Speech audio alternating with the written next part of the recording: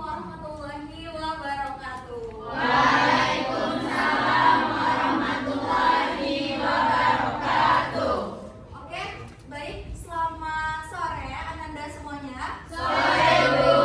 Masih semangat? Masih. Oke, kalau masih semangat berarti jawab salam dari ibunya itu harus semangat juga. Ibu ulang sekali lagi ya. Assalamualaikum warahmatullahi wabarakatuh. Waalaikumsalam warahmatullahi wabarakatuh. Oke, kalau kata anak zaman sekarang tuh Masya Allah, tabarakallah. Oke, baik, semangat dari Ananda semuanya itu patut kita aplaus. Beri aplaus untuk kita semua.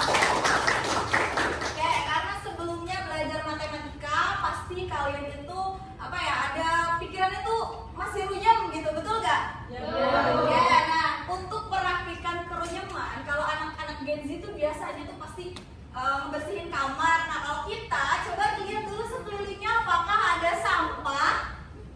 Tidak ada, oke, tidak ada. Coba lihat atasnya apakah ada sampah?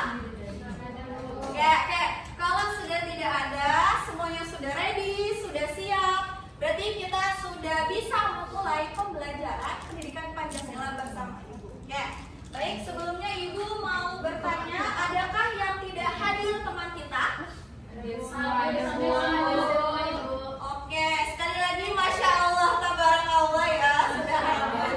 Beri aplaus untuk kehadiran kita semua. Oke, baiklah Anda. Hari ini kita belajar tentang elemen Bhinneka Tunggal Ika. Kalau minggu sebelumnya kita membahas tentang apa? Tentang Undang-Undang Dasar. Minggu ini kita membahas tentang Bhinneka Tunggal Ika. Jadi kita akan membahas tentang harmoni dalam keberagaman.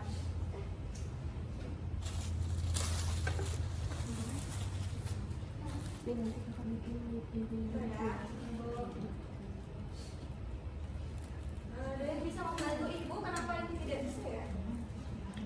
Goyang, Bu. Oh ya, goyang.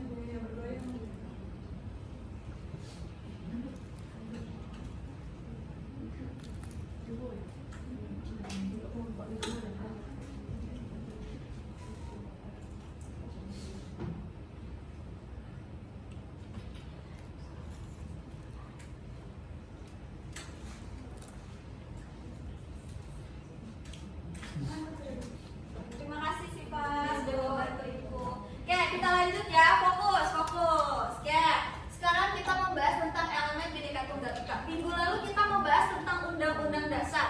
Coba anak Ibu yang pintar, yang baik hati dan tidak sombong, coba adakah yang mau memberikan penjelasan terkait dengan materi minggu lalu? Ya, boleh sih Pak. Menurut saya undang-undang itu merupakan konstitusi tertulis tertinggi di Indonesia, Bu.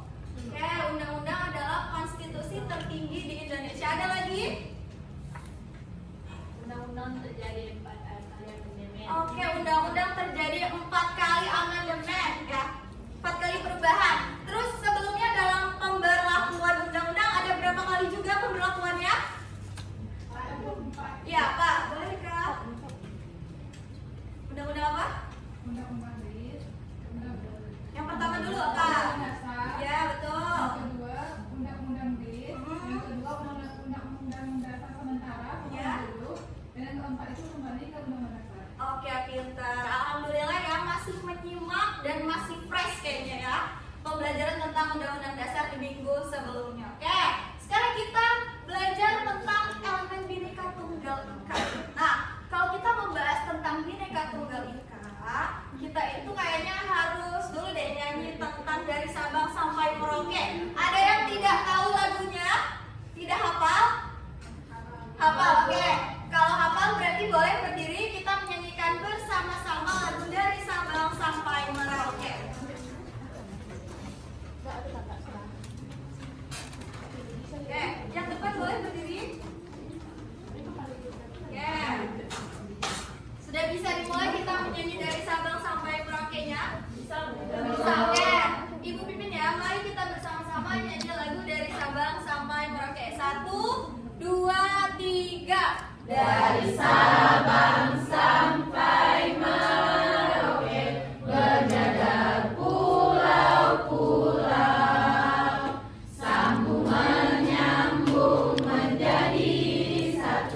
Itulah Indonesia. Indonesia tanah airku, aku berjanji padamu menjunjung tanah airku Indonesia. Oke, keren sekali anak-anak ibu. Oke, tepuk tangan sekali lagi. Oke, boleh duduk kan? Boleh duduk. Oke, kita tadi sudah menyanyikan lagu dari Sabang sampai Merauke.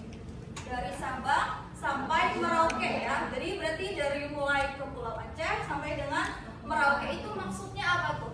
Lorote. Oh, Pulau Aceh, ya betul. Maksudnya apa? Tapi kan itu masuk semua. Intinya kalau dari Indonesia itu memiliki keberagaman budaya berbeda pulau, itu terdapat perbedaan yang sangat beragam, misalnya suku, adat, agama, bahasa itu Bu. Oke, itu jawaban dari teman kita Siva gitu. Jadi maksudnya di negara kita ini, di lagu dari Sabang sampai Merauke ini katanya Indonesia itu berarti negara yang beragam. Apa yang beragam? Budaya. Apa lagi? Budaya. Agama, apa lagi? Bahasa, apa lagi? Adat istiadat, terus budaya. Oke, pintar anak ibu. Oke, jadi kalau kita melihat bagaimana keberagaman dari negara kita, negara Indonesia, tandanya negara kita ini sangat amat banyak sekali jenis-jenis dari budayanya, bahasanya, agamanya gitu. Terus juga nih, kalau kita lihat sekarang, nah anak-anak ibu yang cantik, yang ganteng ini kira-kira ada nggak ya yang dari luar Pulau Sumatera? Orang tuanya, asli orang tuanya ada? Oh, ada yang dari Jakarta, ada lagi? Dari mana? Dari Jawa, sama-sama Pulau Jawa ya, tadi Jakarta, Jawa. Sekarang ada lagi? Dari Jambi Bu. Dari Jambi, kalau Jambi oke, berarti luar provinsi ya. Luar provinsi lagi ada lagi? Medan Bu. Medan, oke, banyak sekali ya. Oke, nah seperti yang Ananda tahu semuanya, ibu ini kan berasal dari Bogor. Nah, contoh saja ibu, bahasa ibu, gaya bahasa ibu dengan gaya bahasanya Ananda semua juga berbeda. Nah, itulah yang merupakan salah satu keberagaman dari Indonesia. Oke, kita lanjut. Nah, jadi nanti pembelajaran kita itu bagaimana nanti Ananda itu bisa menganalisis potensi konflik dan bersama-sama mencarikan solusi yang berkeadilan terhadap permasalahan keberagaman di masyarakat. Oke. Jadi kalau tadi kita ada berbeda-beda, tentu kalau misalnya hal yang berbeda itu perlu disatukan. Perlu ada yang menyatukan. Ya, supaya apa? Supaya tidak terjadi konflik, supaya tidak terjadi perpecahan, supaya apa lagi? Supaya kita bisa hidup rukun, aman, damai, sentosa gitu. Jadi di antara kita tidak akan terjadinya permusuhan dan perpecahan. Makanya sekarang sangat amat penting kita belajar tentang Bhinneka Tunggal Ika dan juga tentu saja terkait dengan harmonisasi. Bagaimana keberagaman itu bisa menjadi harmoni. Oke, kalau kita berbicara tentang harmoni, apa itu harmoni? Bu. Boleh punya yang lain? Keselarasan. Ada lagi? Bu. Apa? Itu menciptakan kerukunan meski terdapat perbedaan. Untuk mencapaikan kerukunan meski terjadi perbedaan. Nah, jadi penting sekali kita selaku peserta didik, selaku siswa, siswi yang menjadi generasi penerus bangsa, menciptakan nilai-nilai yang bagaimana kita itu bisa mengharmonikan suatu masyarakat di lingkungan masyarakat begitu, supaya nanti di antara teman-teman semuanya, di antara anak-anak yang ganteng, yang cantik itu tidak terjadi perpecahan. Penting sekali kita belajar tentang harmonisasi ini. Oke. Nah, seperti yang dikatakan oleh teman kita tadi, oleh Firza dan juga Rika, harmoni itu adalah keselarasan dan keserasian. keserasiannya. Kalau misalnya kita melihat gitu, apalagi sekarang nih anak-anak ibu yang cantik, yang ganteng, pasti gak jomblo, pasti punya pacar gitu kan ya. Pasti nggak mungkin ada yang jomblo, cantik-cantik masuk jomblo, nggak mungkin deh kayaknya. Bu, Nggak pacaran mungkin deh. itu Nah, larang. kita bisa melihat beberapa pasangan itu bagaimana caranya dia itu bisa serasi. Nah, bagaimana dia bisa harmoni. Begitupun kita selaku warga negara, tentu kita tuh harus menciptakan keadaan dan lingkungan yang harmoni. Jadi masyarakat kita itu jangan sampai apa? Jangan sampai ada konflik, jangan sampai ada perpecahan gitu. Jadi kita harus bagaimana caranya di antara keberagaman yang kita miliki, bagaimana kita bisa menyatukan perbedaan tersebut. Seperti itu ya Ananda.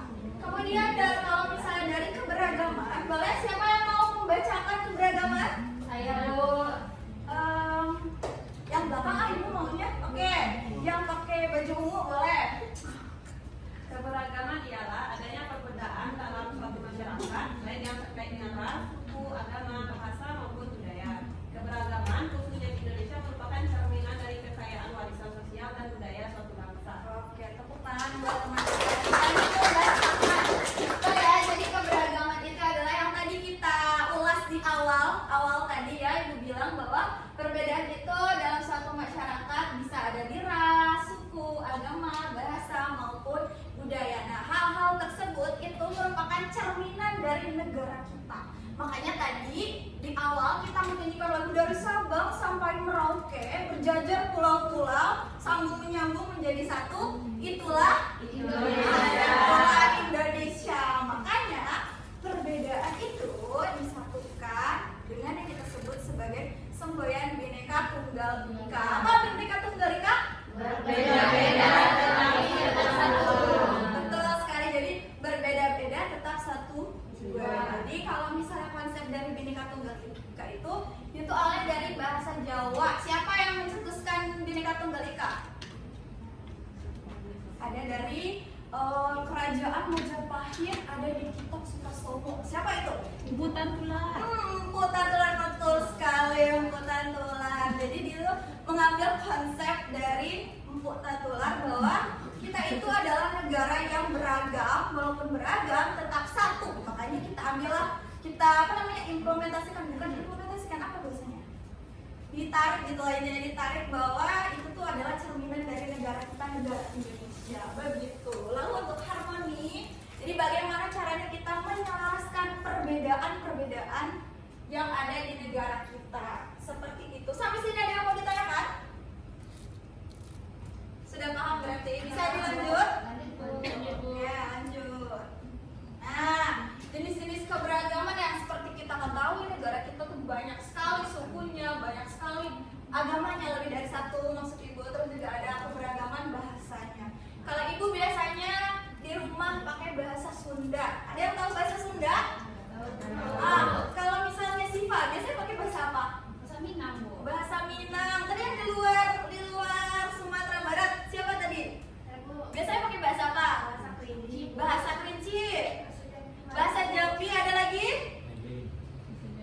Sampai Batak, Bu. Bahasa Mandailing. Nah, pasti juga biasanya kalau di wilayah Sumatera Barat kan ada daerah-daerah itu juga. Beda, ada bahasa dari Pariaman, juga ada dari Payakumbuh, pasti berbeda dialeknya juga. Nah, itulah perbedaan yang ada dalam negara kita. Nah, perbedaan tersebut jangan kita jadikan suatu potensi atau ancaman, tapi justru bagaimana caranya kita bisa menyatukan perbedaan tersebut sebagai ciri dan identitas dari negara kita. Seperti itu. Oke, lanjut ya. Ada lagi yang mau ditanyakan? Ya, oke. Nah, ini dia pentingnya harmoni dan keberagaman. Yang pertama, dia itu akan bersatu dalam perbedaan dan juga tentunya dia akan mencegah konflik. Maksudnya apa itu bersatu dalam perbedaan dan mencegah konflik? Kita saling menghormati, Bu. Saling menghormati. Terus apa lagi? Tidak menjadikan keberagaman sebagai sumber terjadinya konflik. Iya, betul sekali. Ya, itu dia, makanya penting sekali kita mempelajari bagaimana harmoni dalam royong multikultural. Nah, ini dia sikap-sikap yang bisa menunjukkan harmoni. Yang pertama ada toleransi, yang kedua ada gotong royong, terus yang ketiga ada bermusyawarah, yang keempat ada kesadaran diri. Oke, coba anak-anak ibu, kira-kira kalian sudah menunjukkan keempat sikap ini? Sudah yakin? Betul. Oh, yang belum, coba kenapa belum? Kenapa Wildan belum? Karena belum ada musyawarah. Belum ada musyawarah. Kenapa belum ada musyawarah?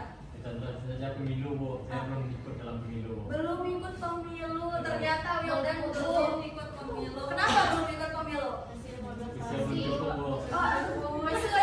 Usianya belum cukup. Oh iya betul. Kita ini masih kelas 11 berarti anak-anak ibu masih kelas 11. Oke.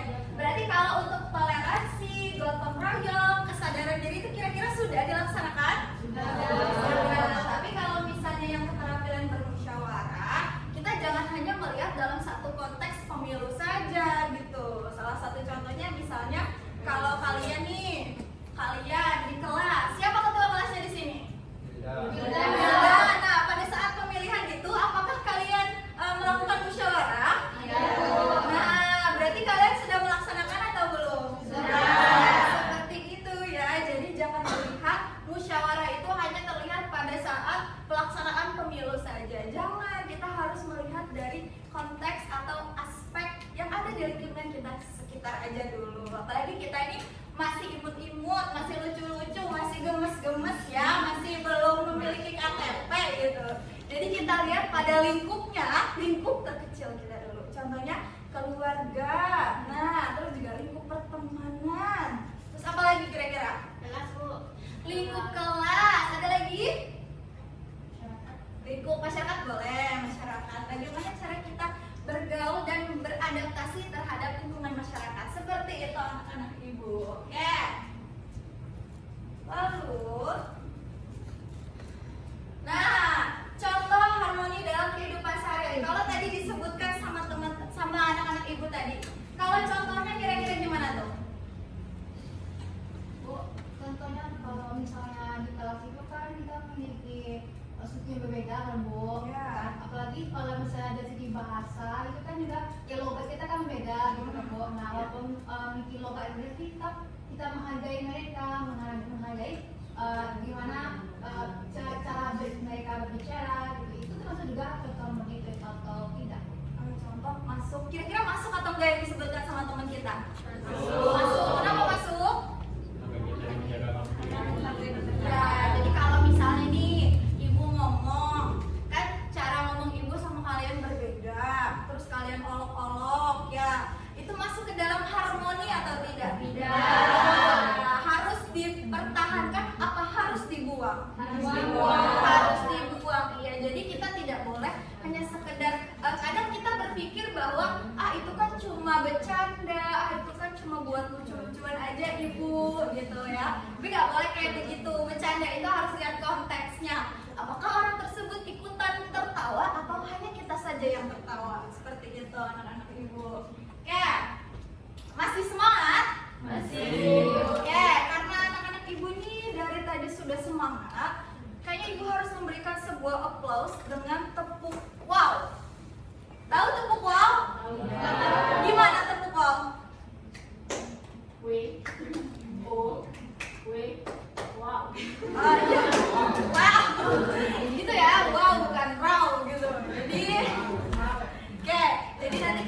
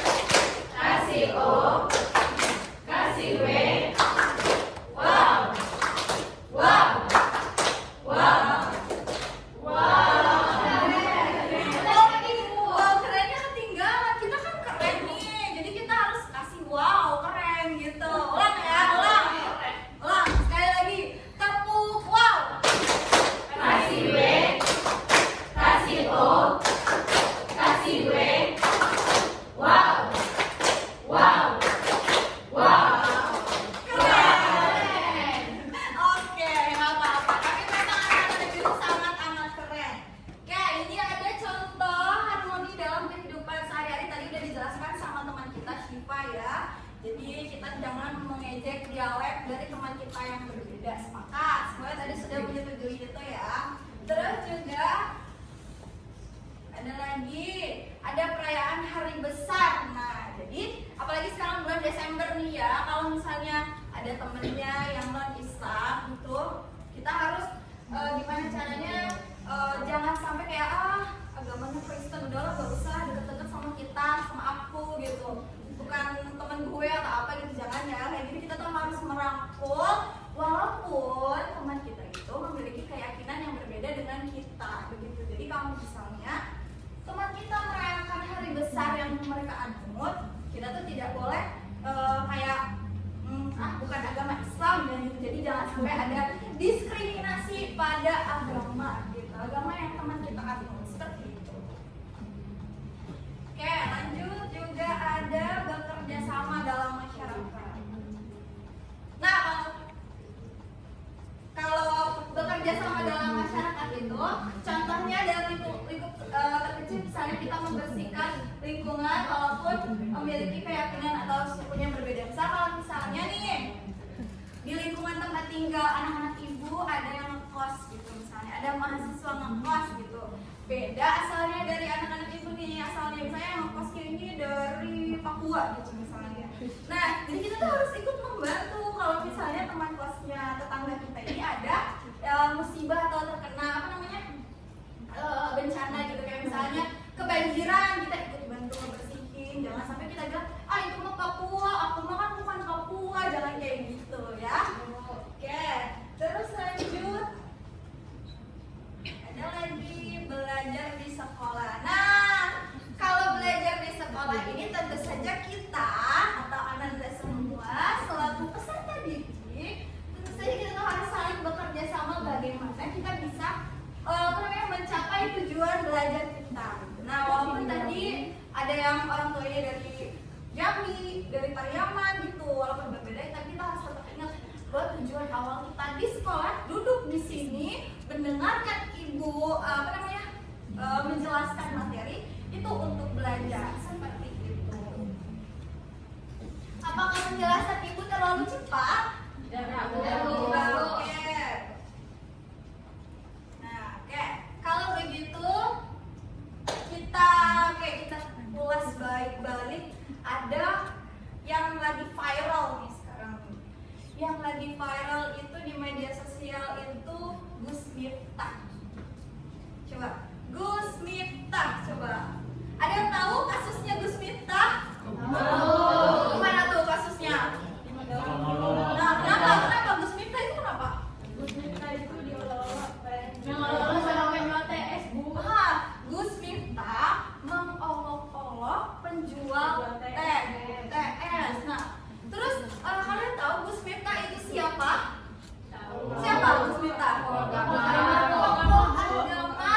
Terus juga kalau dalam kabinet presiden kita dia tuh berperan sebagai apa?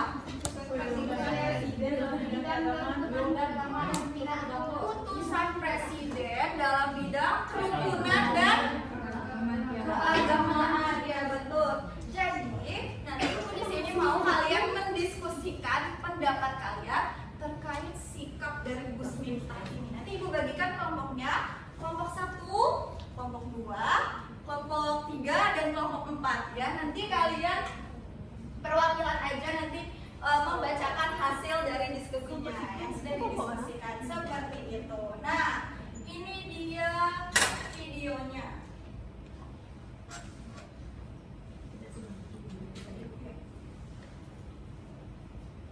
Sudah ibu share juga di grup WhatsApp kita, jadi kalian boleh menggunakan handphone untuk mendiskusikannya.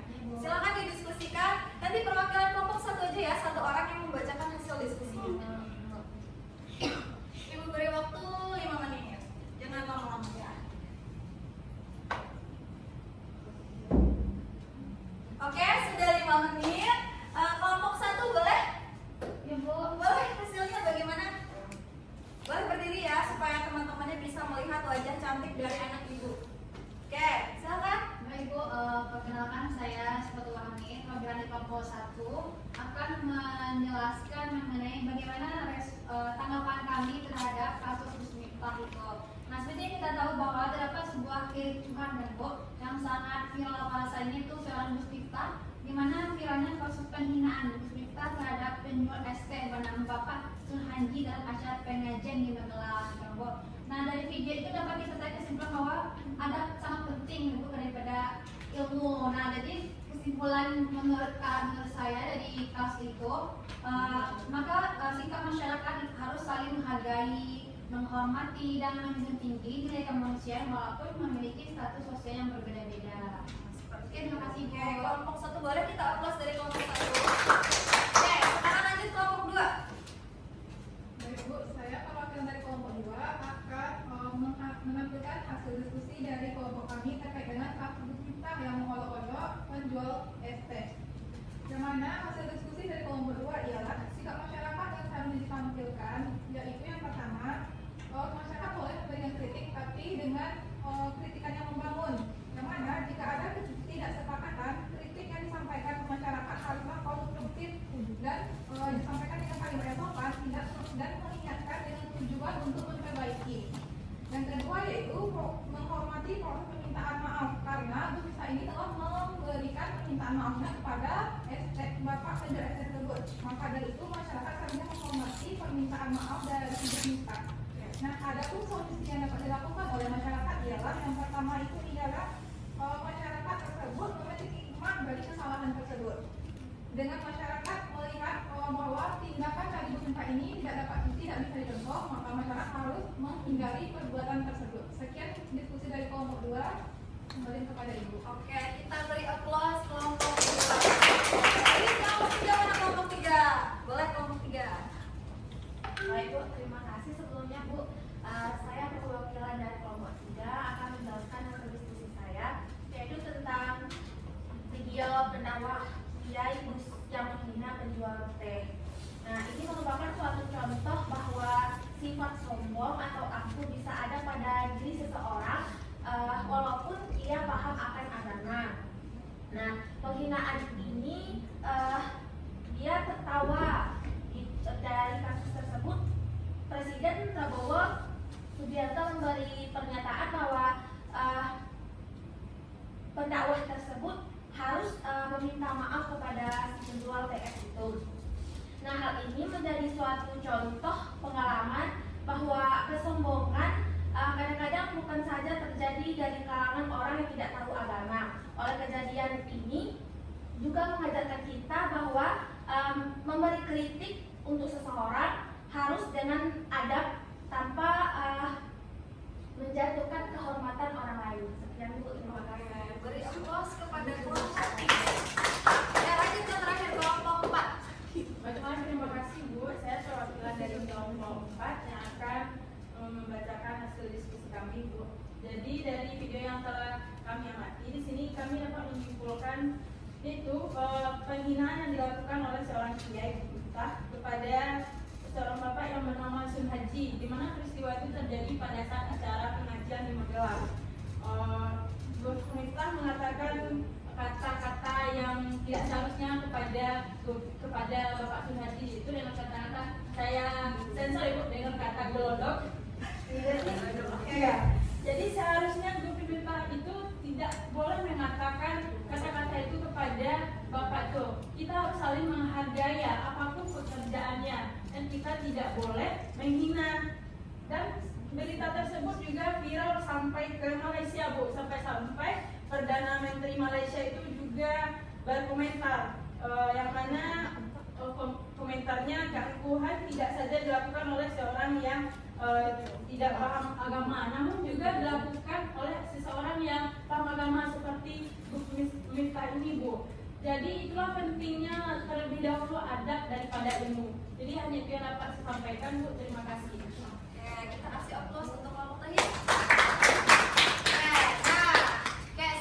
Argumen yang sangat amat bagus, sangat amat kritis ya untuk kalangan peserta didik tingkat SM4 itu sangat amat bagus sekali Bu. Jadi betul sekali nih kalau yang kita lihat kasus dari Gus Miftah itu seharusnya apalagi Gus Miftah ini adalah tokoh agama juga menteri oleh di kabinet Prabowo, kalau misalnya dia itu kerukunan dan keagamaan. Jadi akan baiknya sebagai contoh memberikan sikap-sikap yang baik, menunjukkan keharmonisasian seperti itu.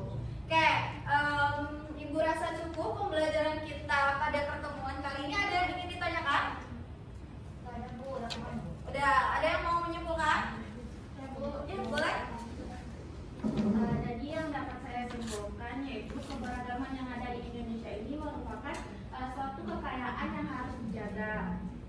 Nah, dengan harmoni itu kita bisa menciptakan kerukunan meski terdapat perbedaan.